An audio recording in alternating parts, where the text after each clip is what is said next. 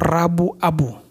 Itulah awal masa tobat, masa mengoyakkan hati untuk berbalik kepada Tuhan. Tobat adalah soal hati kita, soal membarui diri kita, membarui sikap batin kita.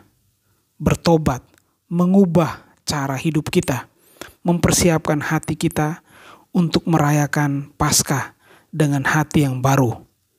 Bertobatlah dan percayalah kepada Injil.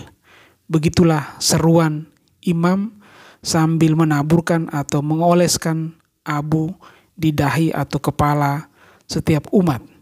Manusia dijadikan dari debu tanah dan akan kembali ke tanah. Rabu Abu mengingatkan kita akan kesementaraan kita sebagai manusia. Kesementaraan kita di dunia ini. Kita hidup bergantung hanya pada Tuhan pencipta kita. Abu yang dioleskan pada dahi kita biasanya merupakan bakaran dari daun palma yang sudah mengering. Daun-daun itu diberkati dan kemudian dibakar menjadi abu yang siap untuk dioleskan atau ditaburkan di dahi atau di kepala kita.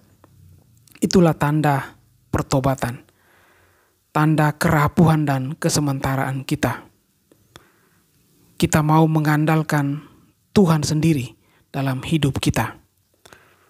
Maka dengan menerima abu dan kemudian menghayati masa Prapaskah tanpa kemeriahan, tanpa nyanyian kemuliaan, dan juga dengan semangat puasa dan pantang, serta amal bakti kepada sesama di sekitar kita, kita mau memulihkan kembali relasi kita dengan Tuhan, dengan sesama, dengan alam semesta di sekitar kita.